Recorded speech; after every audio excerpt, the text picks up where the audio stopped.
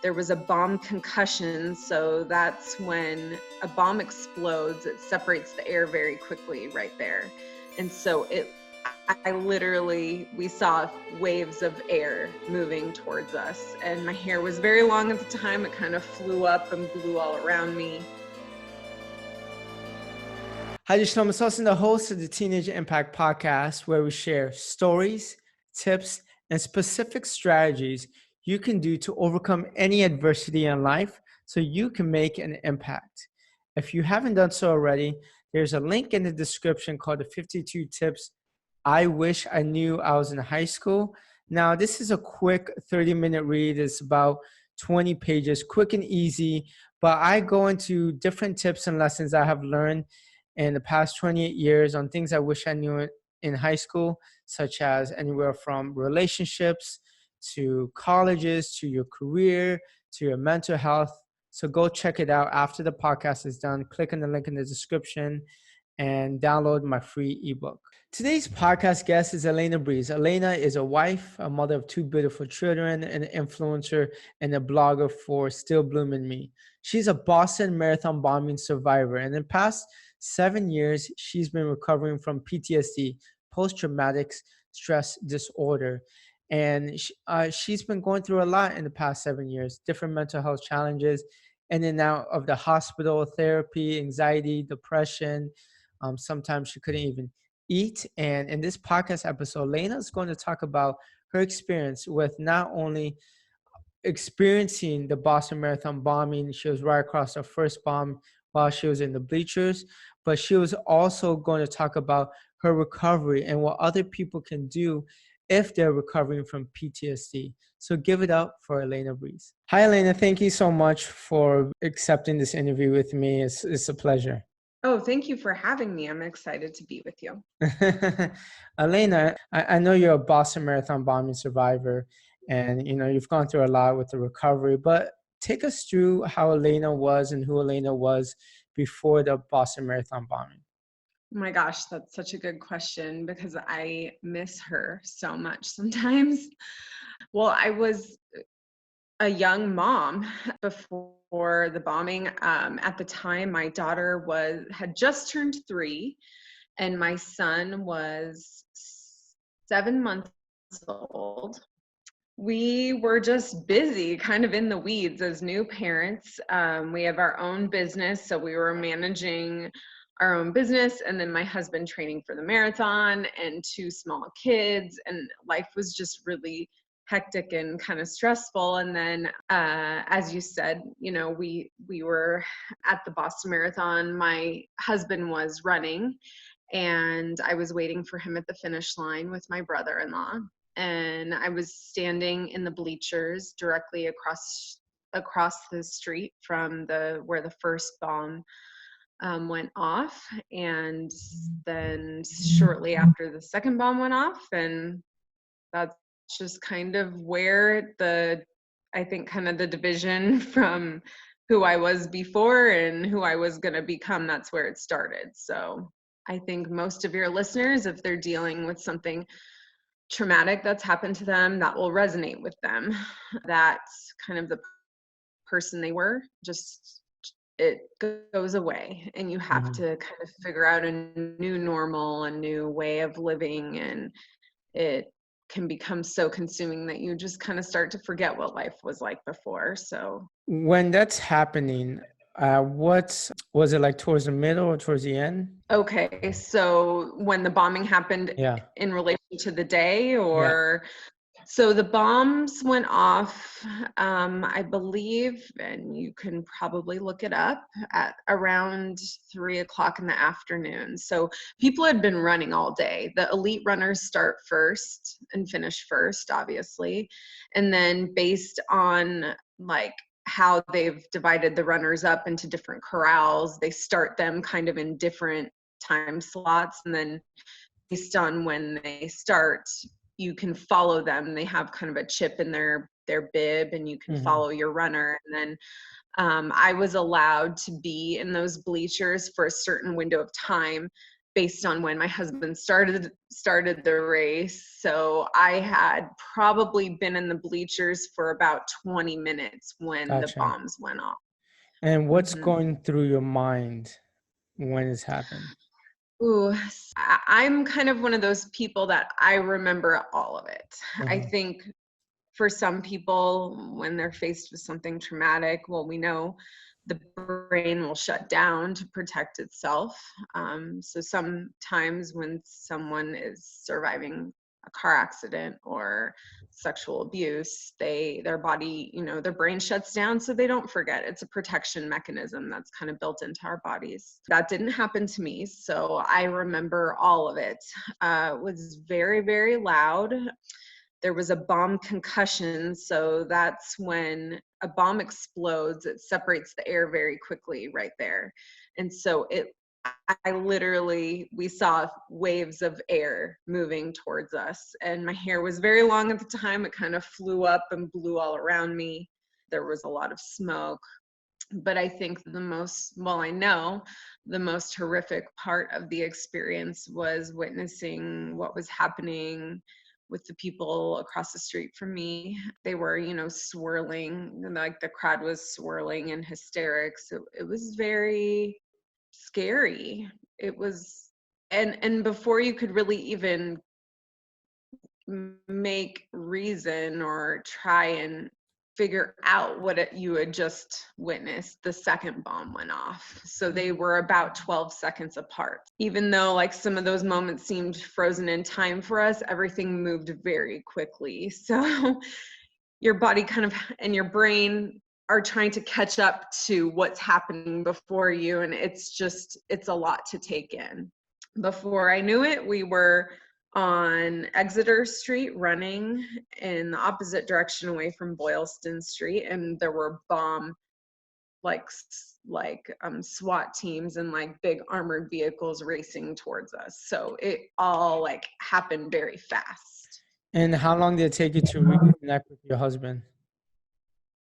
Well, he was running with a very good friend of his Uh-huh. who had his cell phone with him. Jeff did not have his cell phone with him.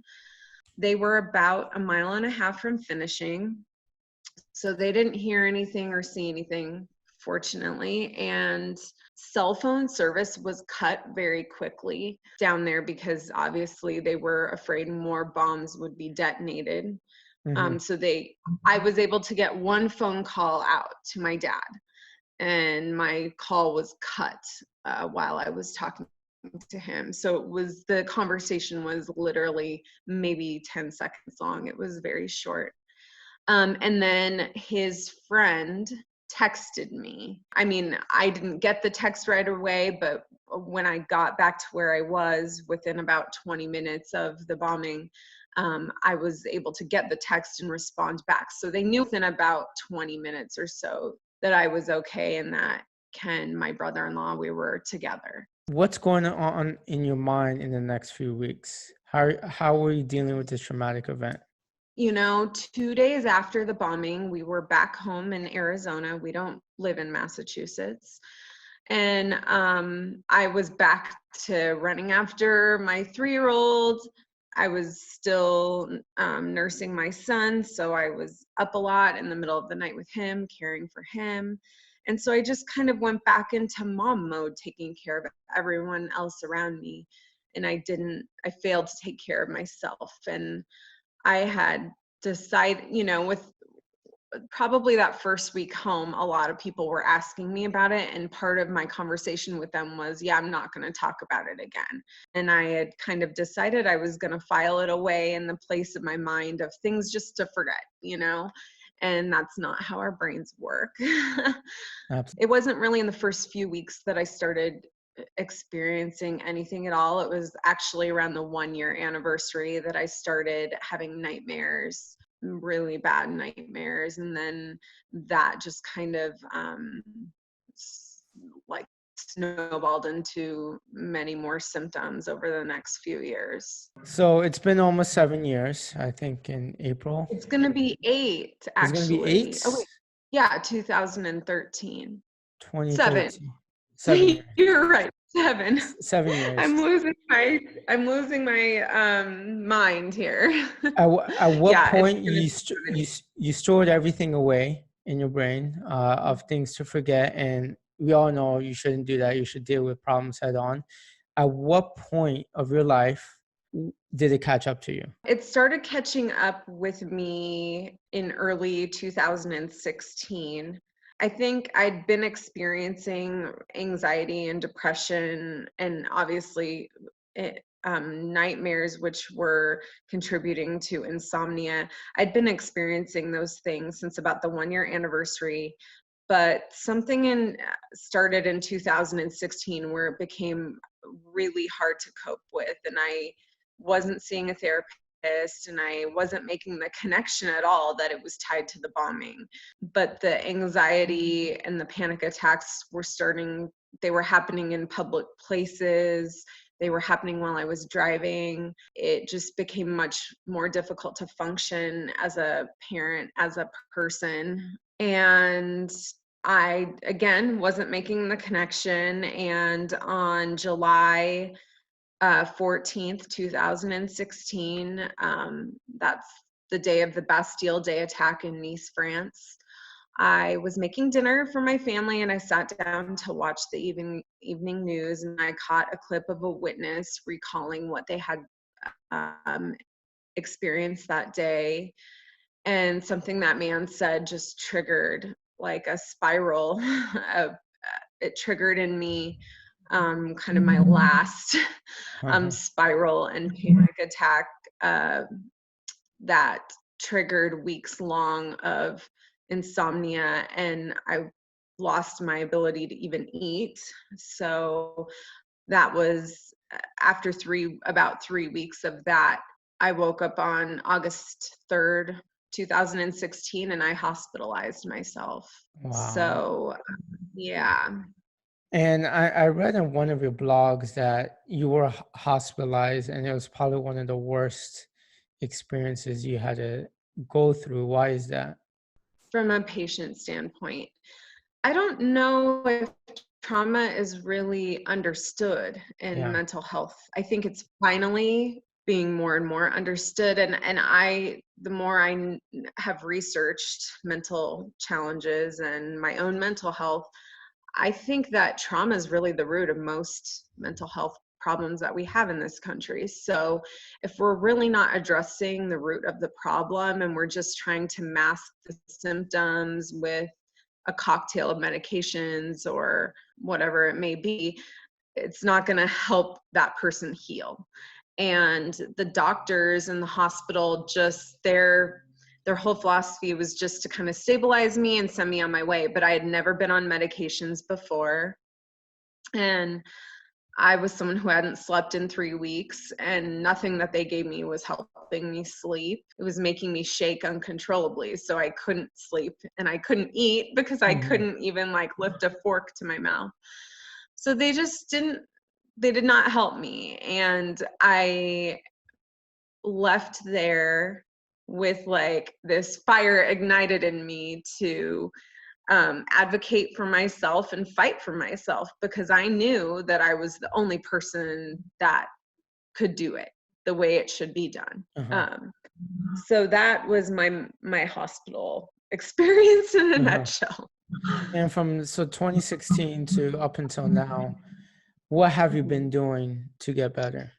Oh my gosh, so much. Well, right away I found a trauma therapist, and I worked with her for a little while. And then I kind of felt that there maybe just there was something missing. And I did some more research and talked to people in my area, and I found the best therapist. So I think if I could give any advice to people who are watching this, it's that, this, when you are investing in yourself and getting help, not everybody is going to be that right fit for you. You really need to find the right person who's going to help you through it. In addition to trauma therapy, I see a naturopathic doctor who helped me with supplements and a lot of issues I was having from the trauma. medically. Part of that was using acupuncture. I basically decided to treat myself naturally because the medications had made me so sick. So she really helped me kind of from that standpoint. Really, it was a puzzle that I had to put together. Mm-hmm. So between like the naturopath, the trauma therapists, and other natural healing modalities that I opened myself up to that I did on my own here at home, that's kind of how I started to heal from this. And journaling was a big part of it, and meditation has been a huge part of it. How often do you Meeting meditate? every day, Every every day. single day, yes. Every single day, sometimes twice a day, or if I'm really having a hard day, more than that. And some of those tools are free, so they're really easy to access.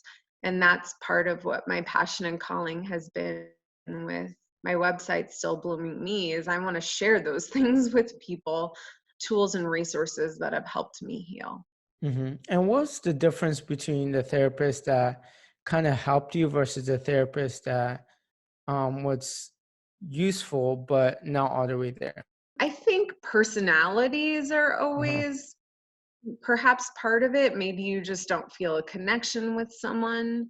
I also needed pretty intense trauma therapy. I wasn't getting anywhere with my other counselor, and she felt I didn't really need EMDR, but I wasn't. I was in there every week, still a mess. So I didn't feel I was progressing. And so that was kind of what pushed me forward to find somebody else.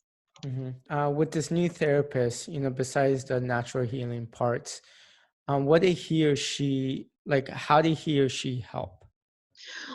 Well, she is an expert in treating first responders and veterans. So, and those are the only people that she sees. So I felt and she felt because of the trauma that I had been through, that it would be a good fit for me.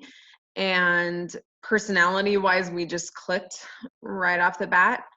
And she's given me so much more than other therapists have, advice wise, and trauma therapy is very beneficial for clearing and desensitizing the trauma in your brain. And you have to find the right person who knows what they're doing and who can do it effectively, and she's phenomenal. So Yeah. you meditate, you journal every day, you do some of the natural healings. What else can you recommend to someone who's going through PTSD? Oh my gosh. I can sit here and recommend different resources all day, and different tools all day, and I'm happy to do that. But I think what I could recommend the most to someone experiencing PTSD is more of like a frame of mind, and that is to be open. Open to all the different ways that people can heal, open to whatever they feel they could incorporate into their life. I just feel like that mentality needs to be where you start, Mm-hmm. because I could give people all the tools and all the things, but if they aren't ready to embrace them, and I mean not just embrace the tools, but embrace the trauma and the PTSD in their life, as part of their path, then they're not going to heal or go anywhere. Mm-hmm. Do you know what I mean? Yeah, and that goes for any type of challenges in life. Yeah. Anxiety, depression, whatever things you've gone through as when you're younger or in your household or between your friends. A lot of times, like what you did is you stored that away and said, "I'm going to feel better." Mm-hmm. And then many times, I've done the same thing. When you do that, is you actually don't feel better. You might feel better temporarily, but it'll catch up to you at some point in some way. Definitely. And I think part of this too isn't about so much about the things you're incorporating into your life to heal, but it's also about the things you have to eliminate in order to heal. You kind of touched on that, like it could be people in your family or friends. I mean, I've been through that. Listen, this has highlighted the people in my life who really truly love me and care about me. And I've had to let some people go. And it was hard. It's not easy, Mhm. but those are some of the decisions you have to make. I also had to eliminate alcohol and caffeine from my life. Like, unbeknownst to me, I was using those substances to cope. I was using alcohol in the evenings to kind of bring the stress level down so that I could get my kids fed and bathed and into bed. And then having alcohol would make my sleep terrible. So then I would wake up in the morning and I would start like the whole caffeine thing just to get through the day. And it just became this cycle and I felt terrible through it. Mhm. So eliminating that from my life also was part of all of this. Uh-huh. So it's not so much adding things. Adding things is great, but sometimes you have to let things go too. Absolutely, absolutely. And what happened to your brother-in-law? Did he have to go through a numerous amount of therapy as well?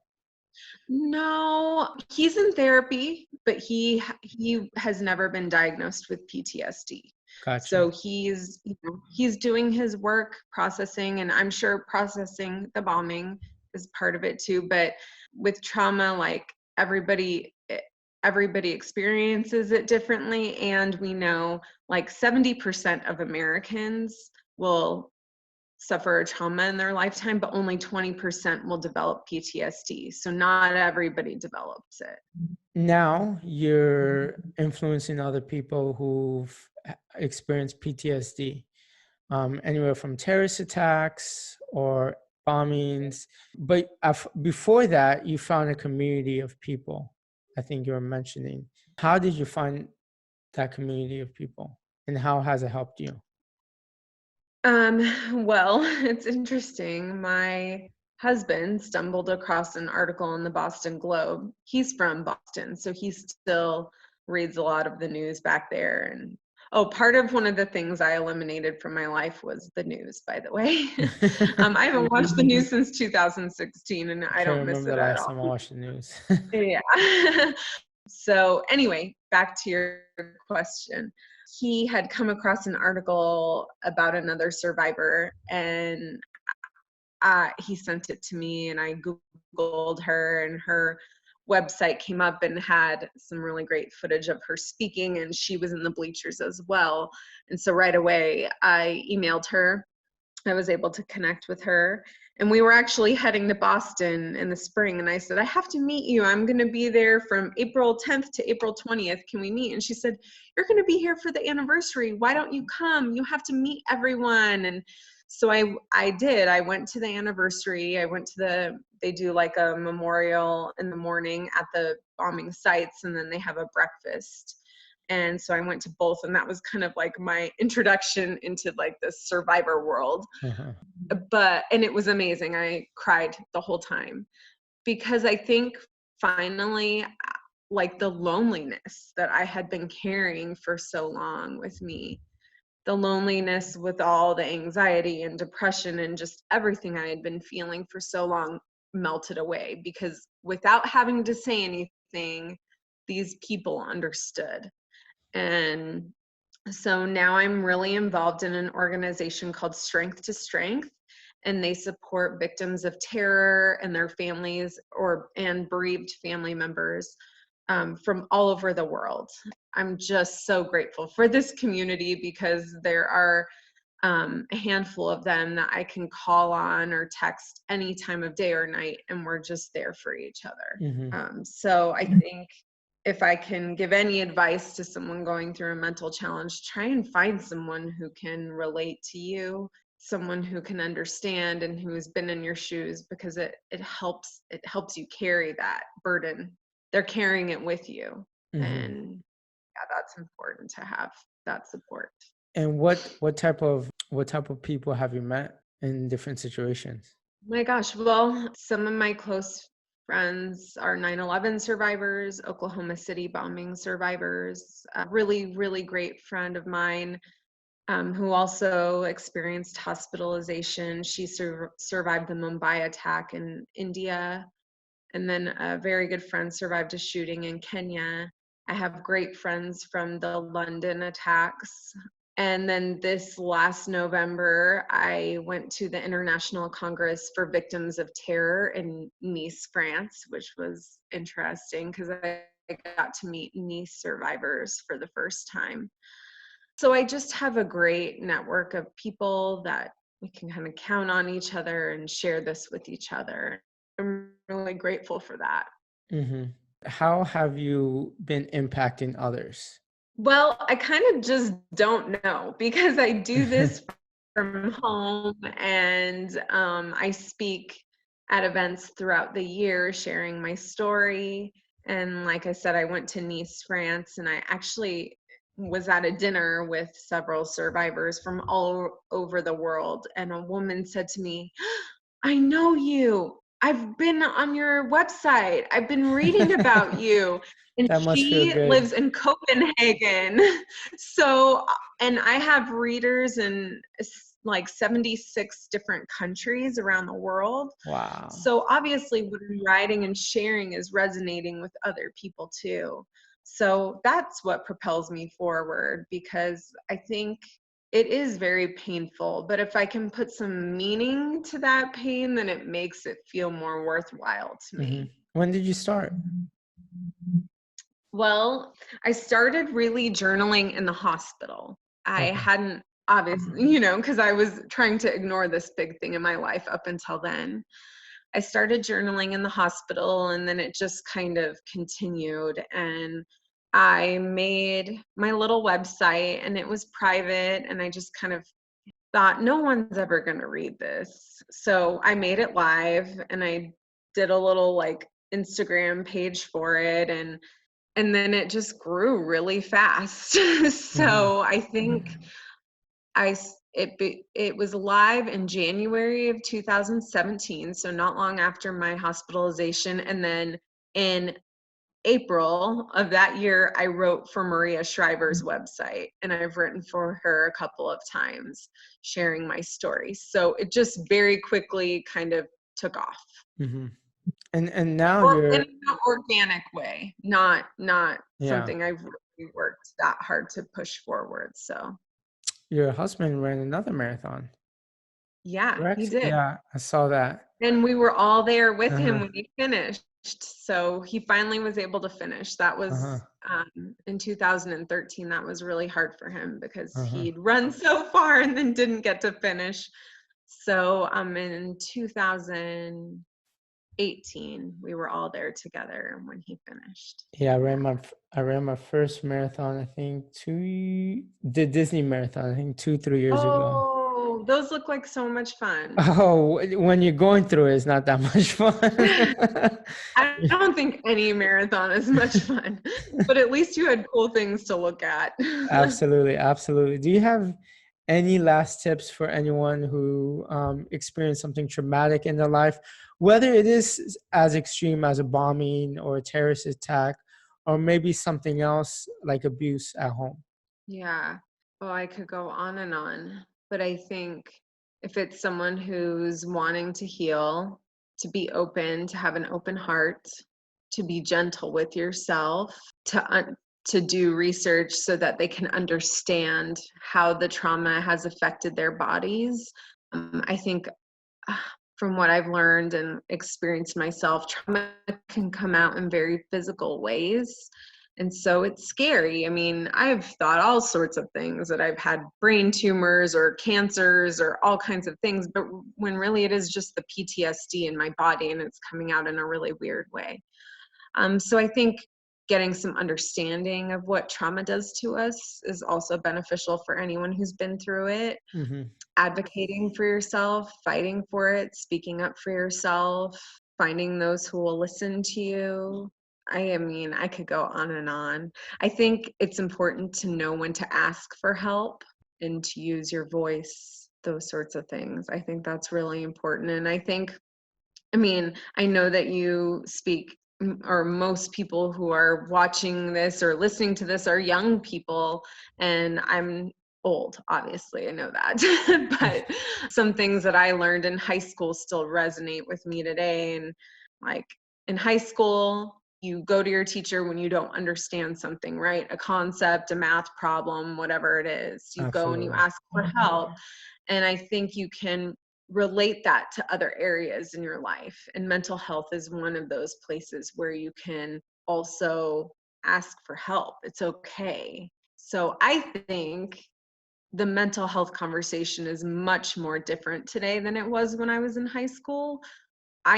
Didn't know what PTSD was. I knew what anxiety and depression were, but I didn't connect them to myself, even though I know I was probably going through some of those emotions and feelings as a young person. So I think asking for help and listening when someone else might be reaching out to you for that same kind of help too.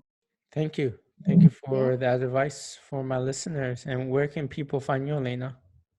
Well, they can follow me on my website, which is stillbloomingme.com. I'm also very active on Instagram, and my handle is just at stillbloomingme. And I share a lot of resources and tools on there that people can look at, and I think they'll find them interesting. And I'm going to include those links in my description of the podcast.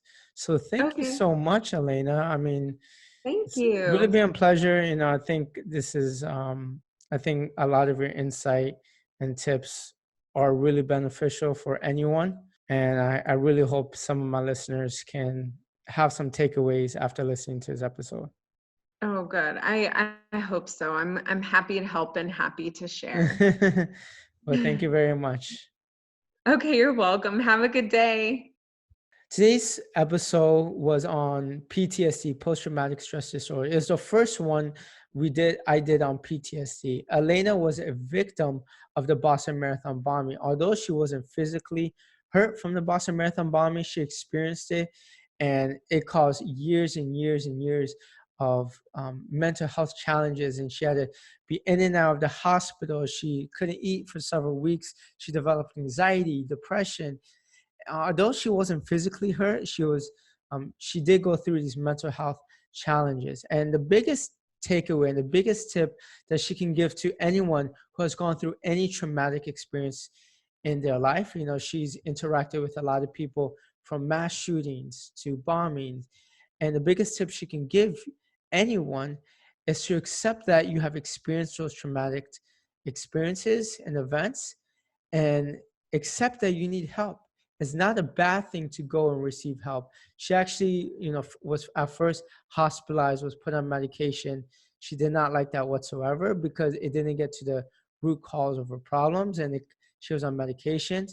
And then she went to the first therapist, and the first therapist, she liked the therapist, but then she felt like something was missing. So she went to the second therapist, and she found more synergy with that therapist than the first one. So our biggest takeaway is accept that you need help and go talk to people about it. Which means that you might have to get rid of some of your old habits as well, such as drinking alcohol or caffeine, and getting rid of some of your toxic relationships with people who are telling you that you're being over dramatic and to suck it up. Go receive help. It's not a bad thing. If Elena can go through it and now she inspires other people to recover from PTSD, you can also be one day a symbol of hope. So until next time, if you haven't done so, if you're tuning in for Apple Podcasts, go ahead and rate and review the Teenage Impact Podcast. It's the best podcast out there for any teenage kid to listen to if they're trying to overcome some type of adversity. So until next time, peace.